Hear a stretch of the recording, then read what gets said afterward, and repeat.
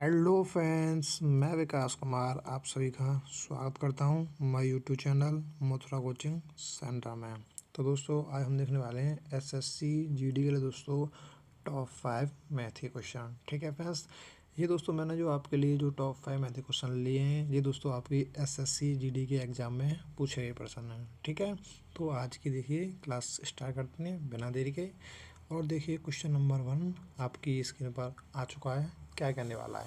ठीक है, और भाई सभी भाई बहन से मेरी एक छोटी सी रिक्वेस्ट है, अगर आप चैनल पर नए हो तो चैनल को सब्सक्राइब कर लेना और वीडियो को लाइक ज़रूर करना। ओके, तो देखिए क्वेश्चन नंबर 1 आप पढ़ सकते हैं। चलिए देखते हैं क्या कहने वाला है। 7 संख्याओं के एक समुच्चय का औसत 18 है। यदि एक संख्या हटा दी जाए तो शेष संख्याओं का औसत 15 रह जाता है। हटाई गई संख्या का मान कितना है। ठीक है, तो भाई ये क्वेश्चन देखिए दो तरीके से हो सकता है, आपको जैसा अच्छा लगे वैसे आप कर सकते हो। ठीक है, तो भाई क्वेश्चन में क्या बोला है, जो 7 संख्याओं का जो समुच्चय है उनका जो आपको एवरेज दे रखा है वो दे रखा है आपको भाई 18।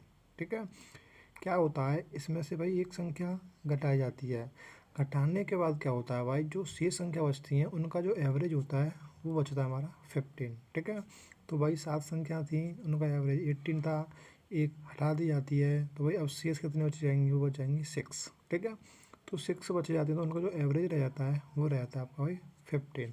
ओके, और भाई 15 रह जाता है तो वो ये पूछना चाह रहा है कि ये जो संख्या हमारा हटाई है वो संख्या क्या थी। ठीक है, संख्या का मान। तो भाई अब आप जो बताइए, पहले देखिए जो बेसिक है उससे देख लेते हैं। ठीक है, अब बताइए जब 7 संख्याओं का जो एवरेज था वो 18 था तो भाई टोटल कितना हो जाएगा, 18 सत्ते कितने हो जाएंगे भाई, 18 सत्ते होते हैं आपके 126। ठीक है, अब जो शेष संख्या थी 6 और उनका जो एवरेज है वो 15 है, तो अब टोटल कितना हो जाएगा 90। ठीक है, तो यहाँ से अगर मैं अंतर देखूंगा तो वो जो हटाई गई संख्या है उसका मान निकल आया यहाँ से। ठीक है, तो यहाँ से कितना अंतर हो जाएगा भाई, यहाँ से हो जाएगा भाई 36।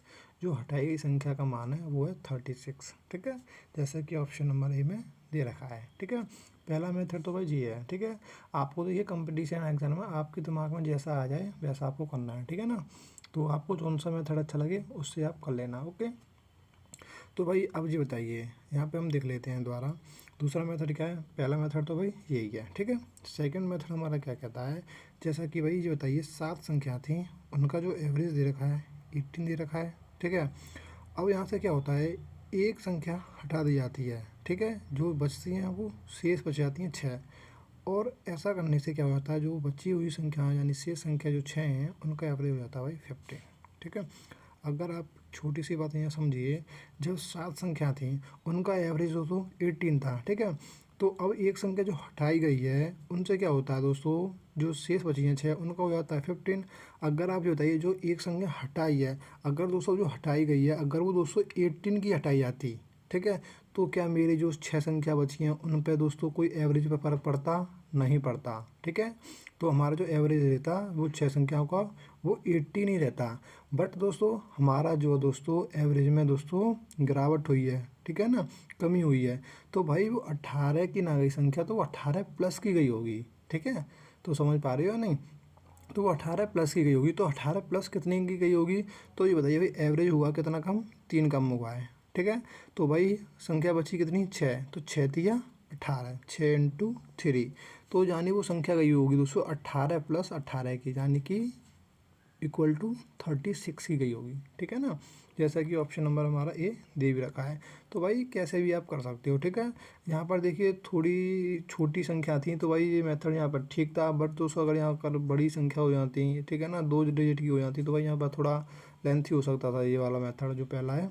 तो आप देख लेना भाई जो सा मेथड आपको अच्छा लगे उससे आप कर सकते हो, वो आपकी कैलकुलेशन पर डिपेंड करता है। ठीक है, तो चलिए जितनी आपको टेबल याद होंगी उतनी दोस्तों आपकी मतलब कि क्या कैलकुलेशन अच्छी होने वाली है। ठीक है ना, तो चलिए नेक्स्ट क्वेश्चन देख लेते हैं। क्वेश्चन नंबर 2, क्वेश्चन नंबर 2 देखिए क्या कहने वाला है। ठीक है, तो भाई ये आपके दोस्तों एसएससी जीडी में पूछे गए प्रश्न है, ऐसा नहीं है कि दोस्तों इस प्रकार के साल क्वेश्चन पूछे गए हैं या हार्ड क्वेश्चन। ठीक है, तो तुम्हें मालूम है भाई, ये बताइए 80 क्वेश्चन आने वाले हैं। ठीक है, और दोस्तों ये सब्र कितने होने वाले हैं, 20 होंगे। ठीक है ना, 20 जीके जीएस और आपकी रीजनिंग इस प्रकार से होंगे। ठीक है, और आपको कुल मिलनी है 60 मिनट। ठीक है। तो मतलब कि ज़्यादा मैथ के हार्ड क्वेश्चन नहीं आने वाले हैं, ठीक है ना। तो मैं बता दूँ आपको। और यहाँ पर आपको देखिए 2 से 3 क्वेश्चन तो मैथ के भाई कैलकुलेटिव मिलेंगे, तो जो आपको दोस्तों स्किप करने हैं, ठीक है, वो बाद में देखने हैं जब आपका टाइम बचेगा ना। तो चलिए नेक्स्ट क्वेश्चन देख लेते हैं। नेक्स्ट क्वेश्चन हमारा क्या कहने वाला है, क्वेश्चन नंबर 2। यदि किसी वस्तु का क्रय मूल्य उसके विक्रय मूल्य का 80% है तो लाभ प्रतिशत कितना है, ठीक है। तो ये भी क्वेश्चन भाई इजी है। देखिए क्या कहने वाला है, देखिए एक सीपी है और एक एसपी है, ठीक है ना भाई। यहाँ क्या बात हो रही है, क्रय मूल्य और विक्रय मूल्य की। जो हमारा सीपी है वो एसपी का 80% है, ठीक है। अगर मैं मानूँ यहाँ अगर 80 में सॉरी दोस्तों, यहाँ अगर मेरा एसपी यानी विक्रय मूल्य अगर 100 है तो दोस्तों हमारा क्या हो जाएगा, सीपी यानी क्रय मूल्य कितना हो जाएगा भाई, 80 हो जाएगा, ठीक है। उसने क्वेश्चन में बोला है जो आपका क्रय मूल्य यानी सीपी है वो विक्रय मूल्य का यानी एसपी का 80% है। तो मैंने मान लिया भाई एसपी मेरा 100 है। अगर मैं यहाँ पर निकालूँ सीपी का, सीपी दोस्तों हमारा कितना हो जाएगा, वो हो जाएगा हमारा 80, ठीक है। तो अब उसने क्या पूछा है, तो लाभ प्रतिशत कितना है, ठीक है। अब आप जो बताइए भाई 80 की चीज़ आपने 100 रुपये में बेच दी, ठीक है भाई। तो आपको भाई लाभ कितने का हुआ, लाभ हुआ भाई 20 रुपये का, ठीक है। बट दोस्तों उसने आपको जो पूछा है वो पूछा भाई प्रतिशत में, ठीक है। तो भाई मैंने आपको कई बार बताया है जो आपका प्रॉफिट और जो लॉस होता है वो हमेशा भाई किस पर होता है, हमेशा दोस्तों सीपी पे कैलकुलेट होता है, ना कि एसपी पर, ठीक है। तो जो 20 है यानी 20 है वो 80 का दोस्तों कितना परसेंट है, ठीक है। तो भाई कितना परसेंट है ये आप बता सकते हो, 20 चौक 80 और ये हो जाएगा भाई 25%, ठीक है ना। तो यहाँ पर हमारा option number D correct answer, ठीक है। नेक्स्ट क्वेश्चन देख लेते हैं, क्वेश्चन नंबर 3। क्वेश्चन नंबर 3 देखिए क्या कहने वाला है। एक दुकानदार अपने सामान पर 20% अधिक मूल्य अंकित करने के बाद उसे 12% लाभ पर बेचता है, छूट प्रतिशत ज्ञात कीजिए, ठीक है। तो ये भी क्वेश्चन ईजी है। देखिए क्या है, एक दुकानदार क्या है दोस्तों अपने सामान पर 20% अधिक मूल्य अंकित कर देता है, ठीक है। इसका क्या मतलब है, कोई चीज़ वो 100 रुपये की लाया, ठीक है, तो उसने दोस्तों कितने के दिखा दिया, उसने दिखा दिया भाई 120 रुपये का, ठीक है। जो दिखाया है वो क्या होता है हमारा भाई अंकित मूल्य है, ठीक है।